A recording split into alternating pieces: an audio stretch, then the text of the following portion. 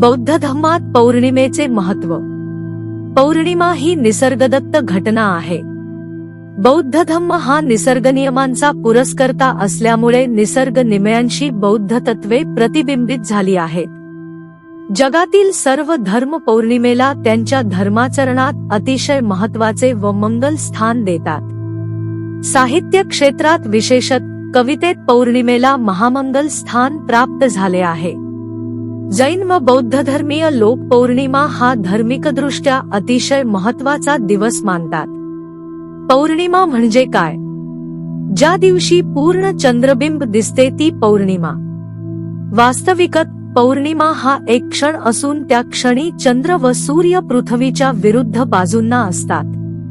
त्यांच्यातील अपगम, पृथ्वीवरून मोजलेले त्यांच्यातील कोनीय अंतर 180 अंश असते, म्हणजे ते प्रतियुतीत असतात. पौर्णिमेला पृथ्वीच्या बाजूला असणारा चंद्राचा भाग सूर्यकिरणांनी पूर्णपणे प्रकाशित झालेला असल्याने चंद्रबिंब वर्तुळाकार दिसते. ज्या पौर्णिमेला चंद्र, सूर्य व पृथ्वी एका सरळ रेषेत येतात त्या दिवशी चंद्रग्रहण होते. पौर्णिमेचा क्षण दर 29.53 दिवसांनी पुन्हा येतो. या कालावधीला मास अथवा महिना म्हणतात. प्राचीन काळी पौर्णिमात महिना हा चांद्रमास समजण्यात येई. चांद्रवर्षात 12 महिन्यांच्या 12 पौर्णिमा येतात आणि पूर्णचंद्र ज्या नक्षत्राजवळ असेल त्या नक्षत्रावरून त्या महिन्याला नाव दिलेले असते. उदा. चित्रा नक्षत्रावरून चैत्र. या विशिष्ट नक्षत्री पूर्णचंद्र गुरुने युक्त असल्यास त्या पौर्णिमेस महापौर्णिमा म्हणतात. 16 कलानंतरचे पूर्णचंद्र दर्शन अत्यंत शुभकारक मानतात. म्हणून त्या दिवशी अनेक धार्मिक गोष्टी करण्याची प्रथा प्राचीन काळापासून चालत आलेली आहे. बौद्ध धर्मात पौर्णिमेला अतिशय महत्त्वाचे स्थान आहे. कारण भगवान बुद्धाच्या जीवनातील महत्त्वाच्या घटना पौर्णिमेच्या दिवशीच घडल्या आहेत. भगवान बुद्धाचा जन्म पौर्णिमेच्या दिवशीच झाला. त्यांना ज्ञानप्राप्ती पौर्णिमेच्या दिवशीच झाली. त्यांनी धम्मचक्र प्रवर्तनाचे केलेले पहिले प्रवचन पौर्णिमेच्या दिवशीच झाले. तसेच त्यांचे 80व्या वर्षी झालेले महापरिनिब्बाण हे पौर्णिमेच्या दिवशीच झाले. वर्षातील 12 पौर्णिमा बुद्ध धम्मातील घटनांशी संबंधित आहेत. त्यामुळे पौर्णिमा हा बौद्धांच्या कॅलेंडरनुसार अतिशय पवित्र दिवस समजला जातो. पारंपरिक बौद्ध चंद्रावर आधारित लुनर कॅलेंडरला महत्त्व देतात. अर्थात त्यांचे महिने हे चंद्राच्या गतीच्या आधारे मोजले जातात. याउलट सूर्यावर आधारित सोलर कॅलेंडर आहे.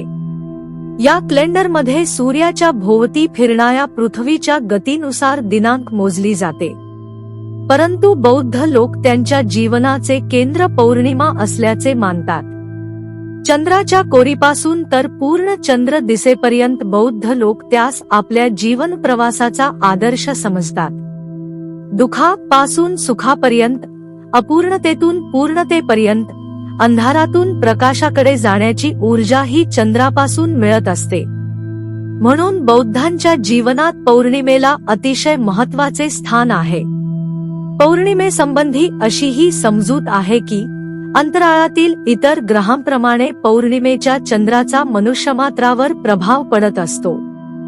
जे लोक मानसिकदृष्ट्या दुर्बल असतील त्यांचा योग्य उपचार पौर्णिमेच्या दिवशी केला जातो. ल्युनाटिक, वेडा हा शब्द ल्युनर, चंद्र या शब्दापासून आलेला आहे.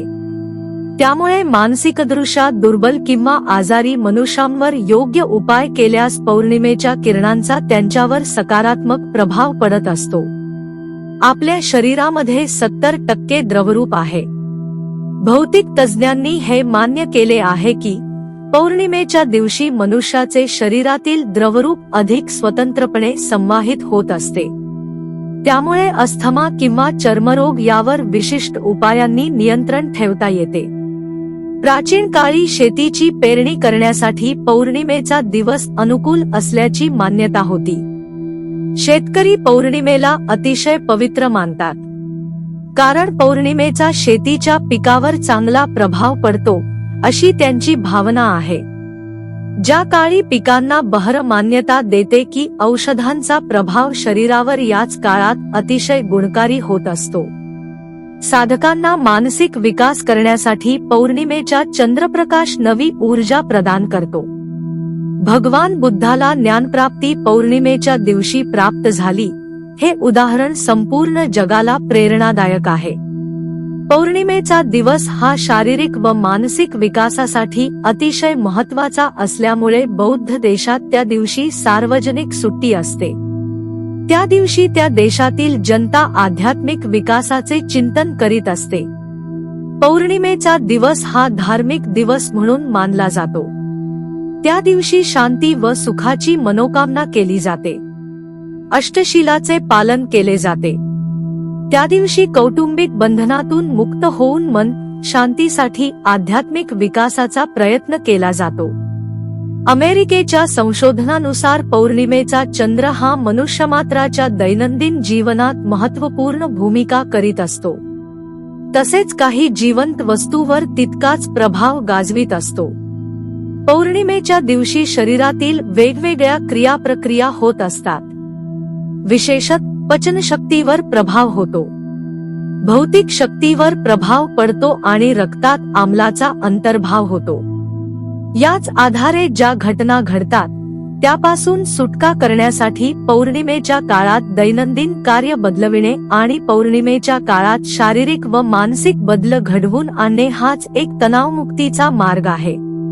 बौद्ध धर्मीय याच पौर्णिमेच्या दिवशी आध्यात्मिक कार्याला उत्तेजन देण्यासाठी प्रयत्नशील असतात. पौर्णिमेच्या दिवशी बौद्धांनी काय करावे यासंबंधी जगातील बौद्धांनी काही कृतिकार्यक्रम तयार केलेले आहेत. बौद्धांच्या प्रथेनुसार पौर्णिमेच्या दिवशी ध्यान साधना किंवा विपස්සना करावी. पौर्णिमेचा समारंभ करण्यासाठी शांत जागेत बसून बुद्ध, धम्म, संघ या 3 आदर्शाची वंदना करावी. काही सुत्तांचे पठण करावे. त्यानंतर शांत चित्ताने ध्यान करावे. श्वासोच्छ्वासावर लक्ष केंद्रित करावे. संपूर्ण शरीराचे अवलोकन करावे. शक्य झाले तर कायानुपස්සना, वेदनानुपස්සना, चित्तानुपස්සना आणि धम्मानुपස්සना करावी. त्यानंतर धम्मपालन गाथा आणि मैत्री भावना करावी. तुमचे जीवन व समस्त प्राणिमात्रांचे जीवन सुखी व मंगलमय करण्यासाठी मनोकामना करावी.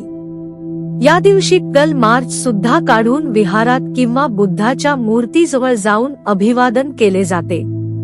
या दिवशी धम्माचा उपदेश आणि धम्मकविता वा अन्य सांस्कृतिक कार्यक्रम केले जातात. भगवान बुद्धाने पौर्णिमेचे महत्त्व विशद केले. त्यांच्या जीवनातील महत्त्वपूर्ण घटना पौर्णिमेच्या दिवशी घडल्या आहेत. धम्मपद मध्ये चंद्रासंबंधी काही उल्लेख आहेत. 1. यो हवे दहरो भिक्खू युंजती बुद्ध सासने सो इम लोक पभासेती अब्भा मुत्तो चंदिमा. जो भिक्खू तरुण्यात बुद्धशासनात संलग्न असतो तो मेघापासून मुक्त चंद्राप्रमाणे जगाला प्रकाशित करतो. 2. दिवा तपती आदित्यो रती आभाती चंदिमा सन्नद्धो खत्तियो तपती झाई तपती ब्राह्मणो अथ सब्बम होरत्त बुद्धो तपती तेजसा. सूर्य दिवसा प्रकाशतो, चंद्र रात्रीला प्रकाशतो, क्षत्रिय कवचबद्ध असल्यावर प्रकाशतो. परंतु बुद्ध हा आपल्या तेजाने सदैव दिवसरात्र प्रकाशमान असतो.